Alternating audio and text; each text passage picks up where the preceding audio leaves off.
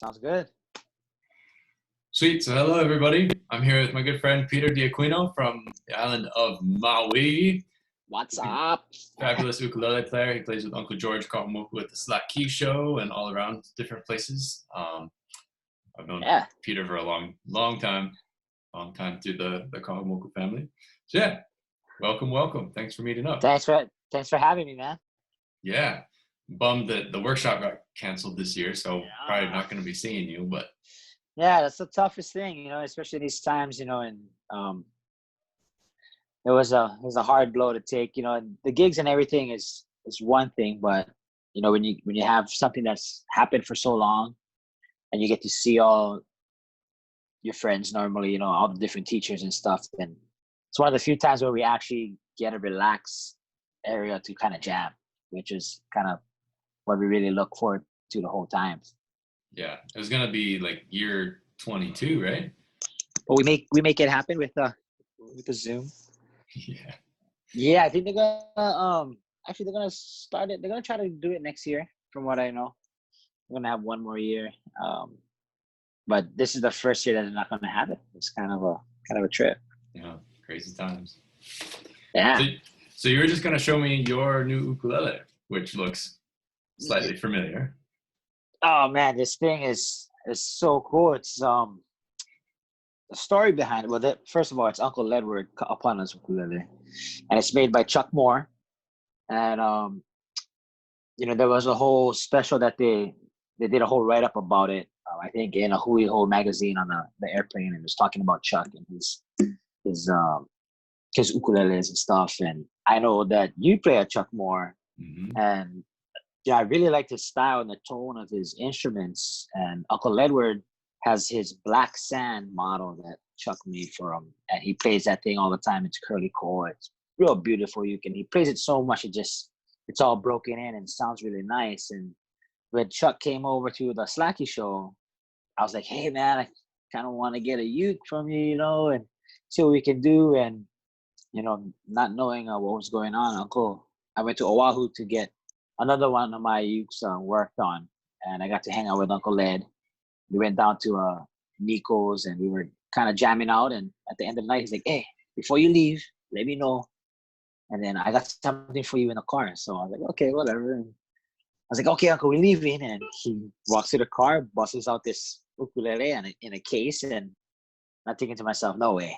And he's like, Chuck said I have to break in this uke, and the more I play it, the better it's gonna sound. But he loves his other uke so much that he hardly plays it. So he's like, hey, can you break this in for me? And this is his special Red Boots edition.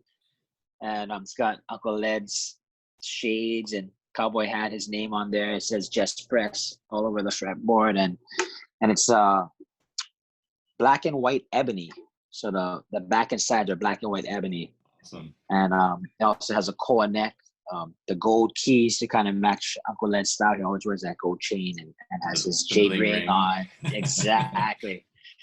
So yeah, I went to Oahu with one uke, came home with two, and I've been breaking it in for him ever since. And lo and behold, my other uke is kind of got to be worked on again. So this one is actually, I play this at home all the time before I had to use it for gigs and stuff. But Uncle Led is really stoked on it, and I really appreciate him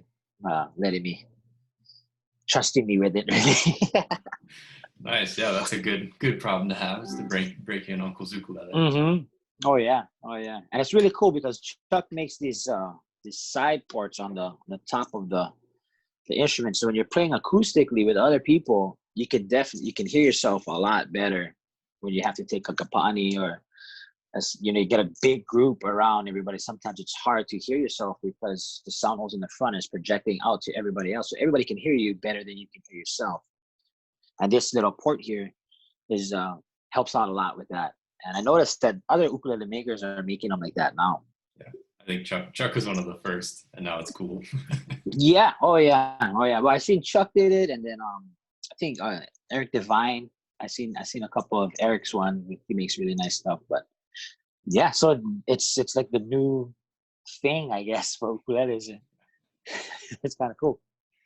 Sweet. Well, if we can get a good enough connection, you want to play a song and show off how it sounds and show off your talents? Oh yeah, I'll play it on. Can you hear that all right? I think that'll work. Yeah. Kind of lo-fi. I just do a. Okay. Let's see. This microphone is kind of up by my ear. Maybe if I put it down on the, I'll take the earphones out for a little bit. And it'll be fine. It sounds good. Okay. Yeah. All right. So this song is actually a song that I found out that Uncle Ed did just by going through old records and stuff, and it's called Silver Threads Among the Gold. It's a really cool song, and it really made me fall in love with playing with a low G because it gives you 5 more notes than just having a high G octave, you know. So it gives you that low note, and it lets you do a little bit more finger styling, and it's just kind of a different feel for the ukulele, what people mostly hear with especially the soprano and the Kyle Crater Boys style that we all grew up with. Everybody was doing it, and when Herb Otter Jr. was giving me lessons, I was like, "Hey, your uke sounds different. What's going on?" And kind of explained it to me, so I really fell in love with it. And this song actually showcased it the most when I was first learning how to play with the low G. So I'm gonna share with you guys Silver Threads Among the Gold.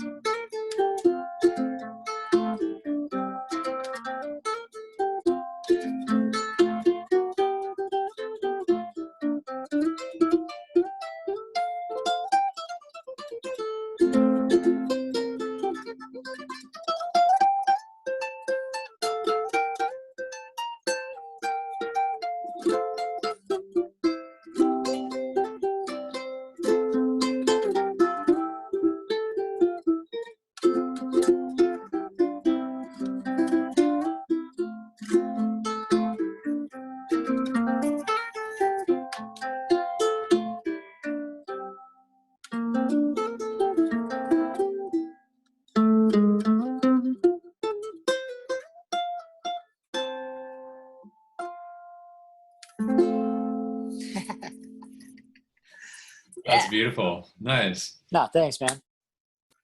Yeah, so people ask, I mean, you know this, but people ask all the time, how do you play Hawaiian style ukulele? And that's very obviously, it sounds Hawaiian, but what is it that makes it Hawaiian? What does a Hawaiian ukulele player have that somebody from the mainland doesn't?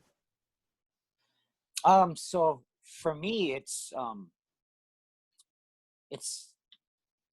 a combination with the vibe that they have on their instrument, and it's and also runs that they use, and different techniques. And basically, as a ukulele player, just being born and raised here in Hawaii and meeting a lot of other ukulele players outside of Hawaii, you can automatically kind of tell just by the way they play the instrument that they're not from Hawaii, because music is such a part of us. I mean, growing up, we're listening to it all the time, and here in Maui we have KPOA, and that's the station that we always listen to, and they play all kinds of music, but it's mainly Hawaiian music. And growing up and hearing that, and first of all, also ukulele is taught in our schools too. So like fourth grade, instead of playing the recorder, we all played ukuleles in our music class. And it started pretty much from at a young age. You just kind of hear these runs, and you hear the old music, and you have this instrument, and that's the way that we express ourselves. Especially when you have like guitar players playing ukulele, I can see that or hear it even a mile away. Like, oh, you play guitar. Oh yeah, I started playing guitar, but I love the ukulele. That's awesome. Nothing against that, but you can tell the approach of chords, even the way they play the chords, the types of chords that they use. That's kind of a dead giveaway. There's nothing wrong with it, but you can definitely tell when somebody's from the islands and is raised on that classic Hawaiian songs. And like for me, listening to Uncle Richard Hopi'i, first of all, like he doesn't do any picking, and it's his voice that does the work, but his strum is you just know that strum from anywhere. You can be at the fair and getting some food, and you hear that strum, and it's like, oh, Uncle Richard's on stage now. So it's one of those things where there's different aspects that are just bred in Hawaiian music. A lot of the runs, though, is the key, like those real classic sliding runs down, and I mean, even from Troy Fernandez style, like the hammer-ons and the pull-offs, and that banjo kind of like the style. You can just tell somebody grew up with the music. Yeah, it's so true. It's such a sound, and I mean, how you actually could learn that if you're not from here and you didn't, start playing music in the islands. Mm-hmm. I don't even know. I mean, we try and teach the styles, but the sound, it's like, you're playing the right notes, but the sound isn't always there. It's it's a real approach thing too, because I play with a thumb pick, and I always grew up listening to like I play with Uncle George and the Slacky Masters, and I learned with Herb, and a lot of them play with thumb picks and without, but the reason why I like it is because nails break, especially in Hawaii. We have an active lifestyle in the ocean, picking on and stuff. That stuff breaks. So I needed something consistent. But what it also helped me was getting that finger picking style from Slacky into ukulele. But also when you're starting ukulele, as a kid especially, you're just a rhythm person. You play that rhythm and you just get the chords right, and you can play on stage with these guys. And then later on, you start learning some runs, and you don't really ask them about their runs. You just kind of pick them up. So it's just the way you approach different chords and stuff, because a lot of guys come from the flat pick style, and that's like really attacking, harsh, kind of style that I notice. So that comes across in their ukulele player when they switch from guitar to ukulele. So there's nothing wrong with it, but it's just, you can just tell. It's just little nuances that you pick up on. Yeah. So you kind of wear a lot of a lot of hats. Are you playing music full time? I mean, obviously before the pandemic started. Yeah. But Yeah. So, I've done a lot of things. I started playing ukulele with the Kahumoku family at an early age with my cousin Garrett. We played at the Hula Grills. I mean, I started with them when I think I was 11 or 12. There's a ukulele contest that happens in Maui, and when I was in the 6th grade, I broke my hand. So I was active in sports, and I started back then. As soon as the cast came off, I started playing more ukulele. And then the next year came, I entered the contest, and I met Uncle George and his son. And my cousin was already gigging with them. So they were like, hey, you guys are cousins, just come and jam with us and come by tonight. We're going to be playing. And it kind of started from there. I just started playing from there. And then, I did Summer Pals, and I taught music in Summer Pals. And I also taught summer school for a lot of years at Kamehameha School in this pilot program called Hulili. And I taught, that was awesome because I taught Hawaiian kids how to play Hawaiian music. And of course, they wanted to learn other stuff. But I was like, learn the Hawaiian song first, and then I'll teach you whatever you want to know after that. So it was kind of cool doing that. And then when I went full-time music, because I worked at like Quicksilver, and you work at t-shirt places because you want to get nice clothes and stuff, get a discount. But I went full-time into music, I believe, in 2009, I want to say. And it's been a long road doing it. And to commit to something like that it was kind of nerve-wracking. I was lucky that I had some friends and my family kind of supported me with that since day one. And I had some friends when I moved out of the house.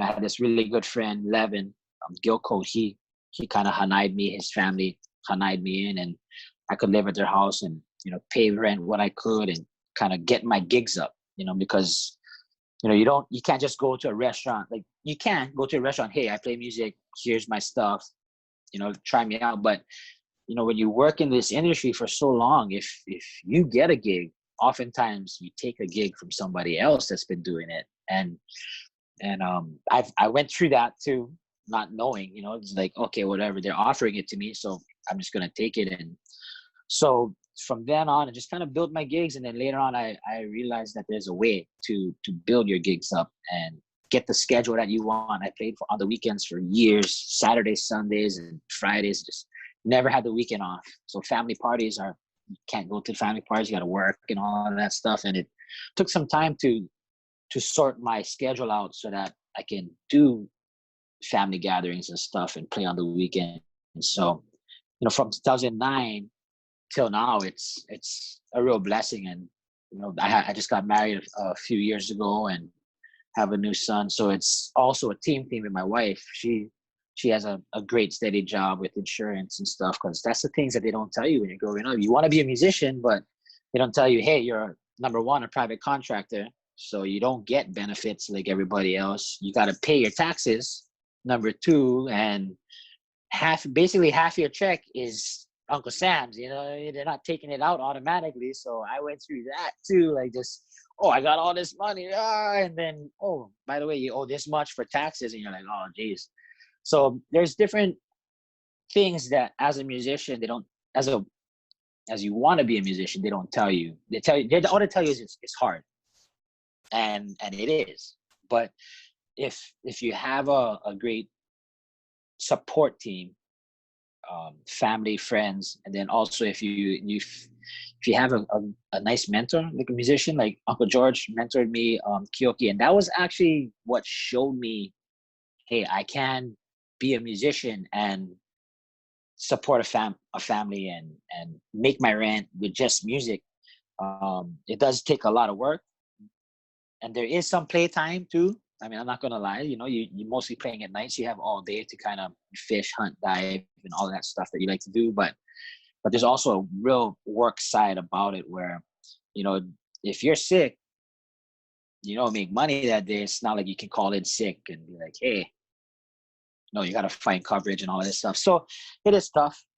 It is definitely tough, but it's well worth it. And if anybody has any questions about it, it's this is great that you're having this YouTube thing. We can answer these questions. It's awesome. Well, I'm just always so impressed by anybody who can make the commitment and get to the gigs and pull off Mm-hmm. a living in music from a straight up gigging perspective. Because I mean, especially Yeah. for me on Big Island, you got to really hustle to try and Yeah, pull I it off noticed here. that when I came and visited you, man. I was like, hey, because you did a lot more teaching stuff, Yeah. and Skype stuff and teaching ukulele. And I was telling you, hey, you gotta get some gigs, get it under your belt. And you started doing that. I was really impressed. But I see you driving all the way over here on this side of the island, and then all the way over here on this side of the island. It's so big and everything's so spread out. So it is, it's tough over there. And we're very fortunate here in Maui where we have some country and we have like we got a lot of that tourism and stuff. But this time right now it's tough because you're relying on that, but at the same time we want to keep our kupuna safe and be healthy. So it's one of those things where you gotta juggle it too. I think music is a lot of juggling. Yeah, it's all choices. Definitely. Yeah. Cool. Do you have any projects you're working on? I mean, I know you've got a CD just kind of came out a couple of years ago. Yeah, what's really cool about this CD, it took a while for us to officially release it. It was my first project that I did on my own, funded all on my own. And luckily, I have a friend, Kane, is awesome musician as well. He plays like with a lot of the local bands here in Maui. Innovision. He was a guitarist for Innovision, and he plays with Red Mellow, who's another huge band. But he also played in one of my bands, Sounds of Addiction, for a lot of years, and he had a recording studio at his house. I was like, hey, I'm doing this solo thing now, and I want to do an instrumental album, and not a lot of like overlays on it. And basically, if you go to my gigs and you see me playing solo, that's what the album sounds like. And he's like, yeah, just come to my house. So it was recorded in Hawaiian homes on Maui, in his room, and it was officially released this past year, 2019, and it's awesome songs on there. Silver Threads Among the Gold is on there.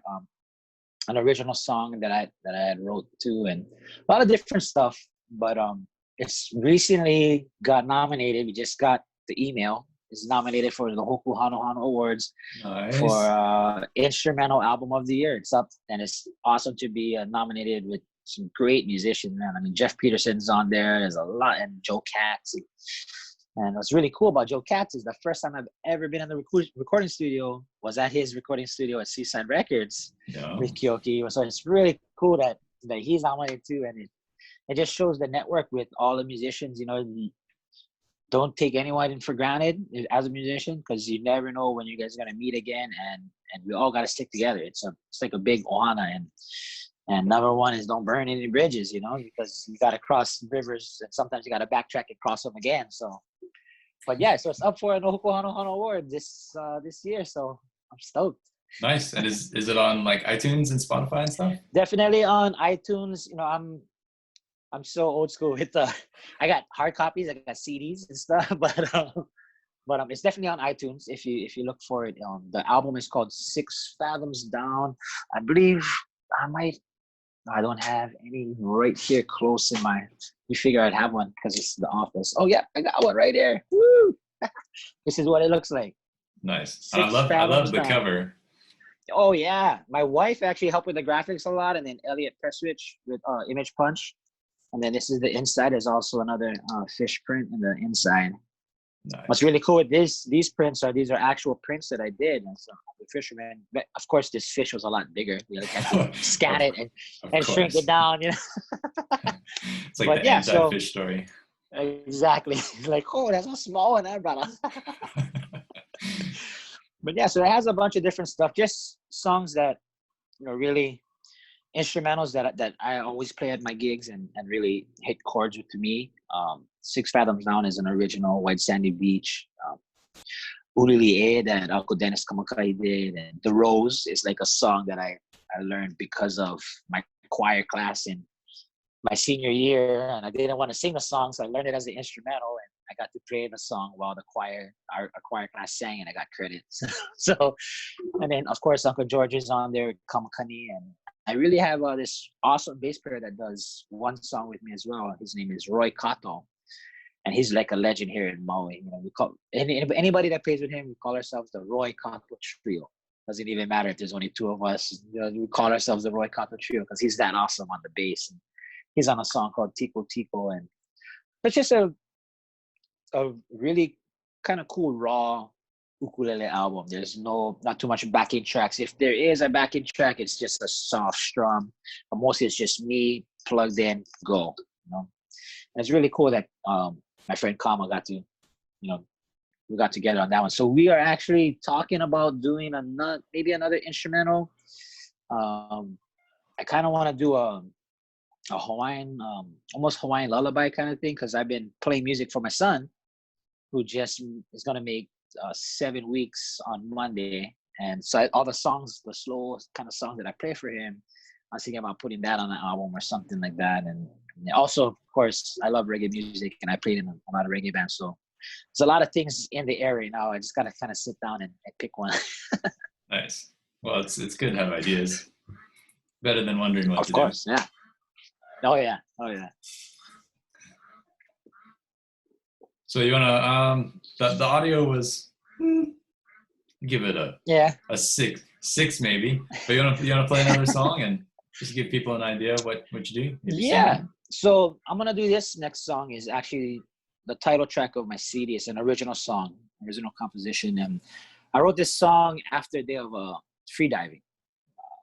When you're spearfishing and if anybody dove under the water, there's a lot of different variables that happen when you're down there. Of course, free diving is not like scuba diving with tanks and everything. So it's a single breath hold. You dive down and you hold your breath and you're trying to shoot these fish, with your spear gun or your 3-prong and whatever you use to get them.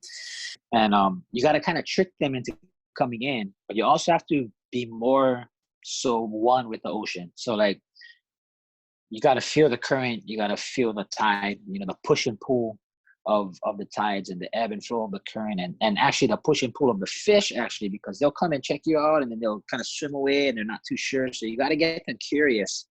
And it's called 6 fathoms down because your average spearfisherman here in Hawaii can dive 6 fathoms down, which is 36 feet. And you're down there. And what I use with this song is I start in a real low octave and then I work my way up the fretboard to a higher octave, because if you ever held your breath, there's that urgency to want to breathe, like urgency for oxygen. When you're down that deep, you trying to get this fish, so you feel this oxygen building up. And a lot of people think like, well, won't you start higher and when you dive down you go lower? It's like, no, we're talking about the breath hold and being down there and the tricks that your mind plays on you. Like you need air, but you also want to get that fish. It took you maybe 3 dives to even have that fish come in, and you don't want to blow it. So you got to stay down there and you got to tell yourself, I got this. And then eventually you got to shoot up to the surface and take that breath. And which is why the album has all the fish prints on there and stuff. But this song is called 6 Fathoms Down.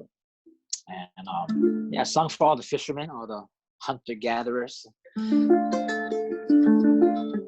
And hopefully you guys get a feeling of being underwater.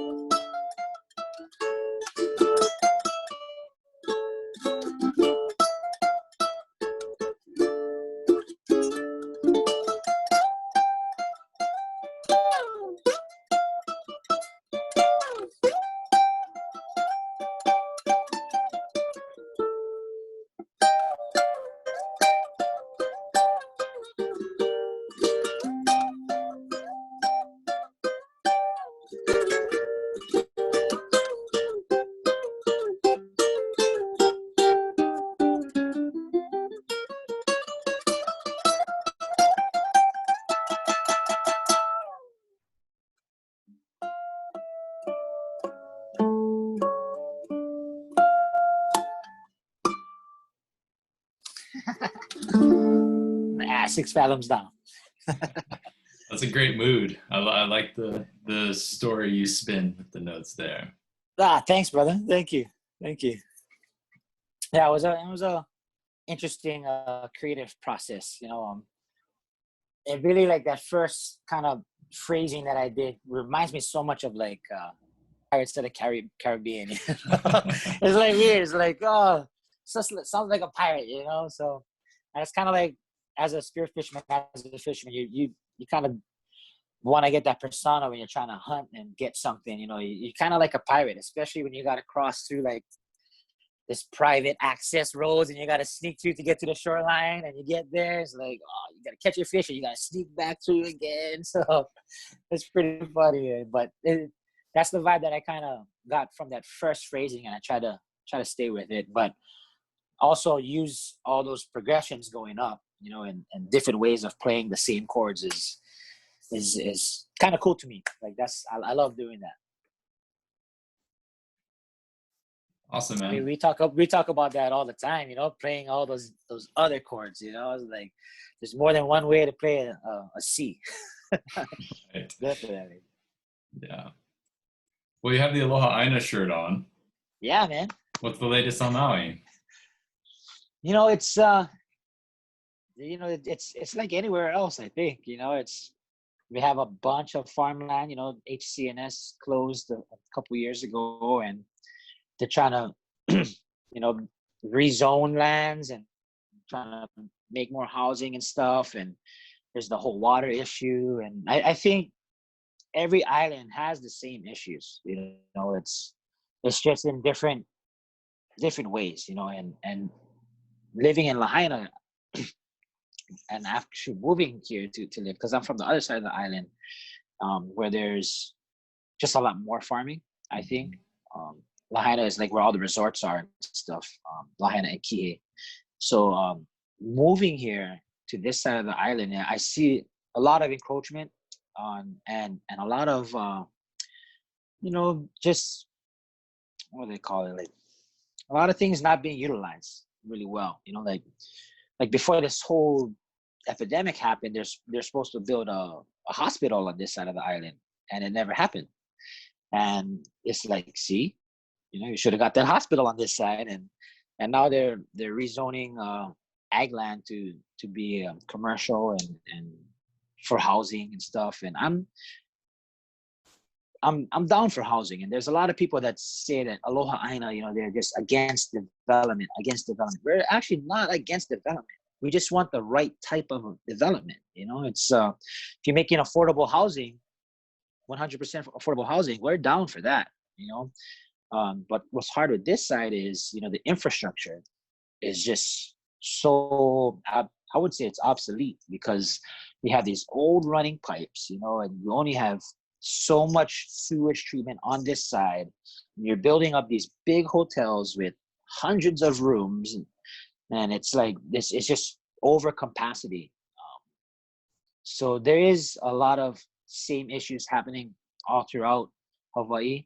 I think Maui, we're just, because of the sugarcane plantation closing, there's just so much land. I mean, we're not as big as Moku Keawe or the Big Island, but we still have. I mean, I think at least 80% before the sugarcane closed down. At least 80% was all ag in Maui, and that's really, really cool, you know. But as that shut down, you know, they started looking for other ways to utilize the land, and I believe it's just wrong ways, you know. And if we want to get back to sustainability, I think that's the big wake up call with this whole thing happening, is we need to get sustainability going. I mean, if we can grow the food that we need to feed the tourists, then, you know, that's a little bit more of a win-win, instead of importing, right, you know, like 90% of our food, and then there's all of those costs. And right now Maui County is actually trying to ban single-use plastics. Nice. Right now. So we're kind of at the forefront of that stuff, like the plastic bags and stuff. We kind of started that, the styrofoam, like to-go plates and stuff. I mean, we banned that too as well. But I noticed with those bans, especially the styrofoam ban, which is awesome, I'm not taking nothing away from it, but a lot of the local businesses take a hit in that, you know, because you go to the supermarket and those mushrooms are still in that styrofoam container, you know, and it's like, who's getting regulated on? It's just the local small mom and pop shops just getting regulated on. And with this whole single-use plastic, I get it. Single-use plastic is very bad. But for me, I would love to see Maui take a step further and make a plastic recycling center that we can recycle all plastics.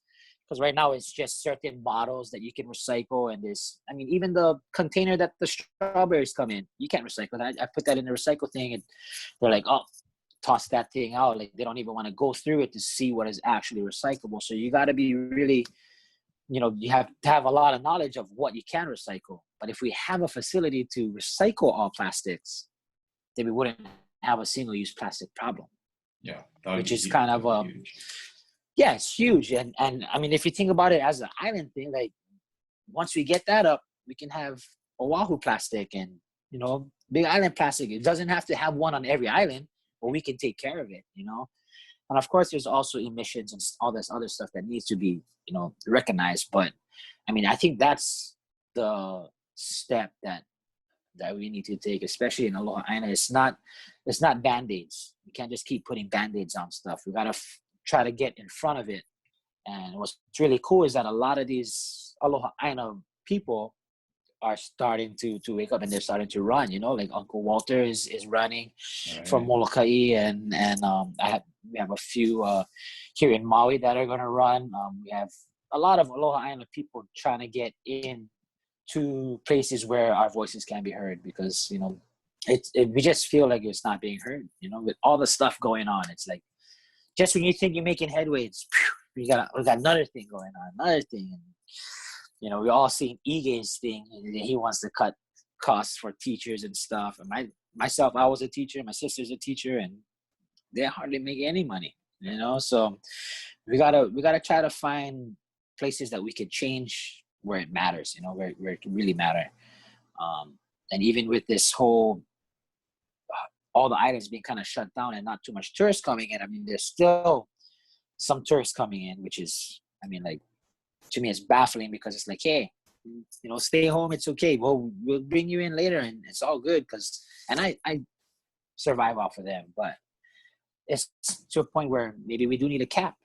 Maybe, I mean, you drive by the airports now and you just see these rental cars just stacked, and like, that's how you realize, like, the traffic problems and even the sewage problems with the hotels. Like, you drive by this sewage plant on this side of the island now, it doesn't smell. Before this, Every day you drive by, you want to roll up your windows, the thing stinks because it's at capacity. But right now it's not being utilized that way, and it's a lot better. And you can see the difference in the reef and the coral and the fish. And as a fisherman, it's like, oh my gosh, Mother Nature really needed a break, and that's kind of what I kind of look forward to in Aloha Aina is bringing it all back to kind of where I was younger, and we had limu and fish, and we didn't have to explain ourselves why we're crossing through this private property to get to the beach, and tell them I'm not trespassing, I'm accessing the beach and stuff. So there's a lot of things. And also too, with the tourists, I think we have to be more educational for them when they're coming here. Absolutely. These videos of music and hula is awesome. They like give them some of that culture, but also you have to school them on what is relevant in Hawaii, and that way they're not surprised, like, oh my gosh, this happened and I had no idea. But if we really, the Hawaii Tourism Authority really buckled down and made an educational video for tourists, it'd be a lot less more conflict with locals and tourists, and just a better understanding of what it is to be in Hawaii, not just to be Hawaiian or Kanaka Maoli and local, but to know and educate how special this place is and how we can keep it the way it should be, which is really cool. I'm down for that, for sure. Yeah, same here. Let's get it on Hawaiian Airlines. Yeah, exactly. Yeah, that seems like a no-brainer. Yeah, like I always said, like North Shore, the movie, should be played on every single flight coming in. That or Beyond Paradise, like they'd be like, what?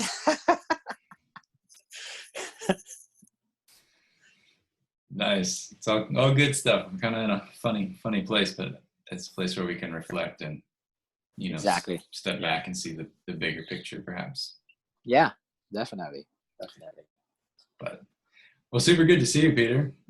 Good to see you too, brother. Yeah, thanks so much for spending some time and coming on. I don't know if it's a show, but we can call it a show. Thanks for coming on the show. Yeah, we'll call it, Brad Bordessa's Talk Story Show right now. I don't know what you want to call it, but it's awesome. When I got the call, I was stoked to talk story with you again and talk about these different concepts of ukulele and just talk story.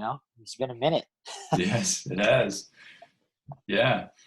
Well, thanks for sharing. And yeah. Look forward to the next time, brother. Right on, for sure. Yeah, take care of yourself over on Maui there. Oh yeah, automatic. You too. You guys hang in there over there. Yup. All right. All right, bro. Okay. Aloha. Aloha.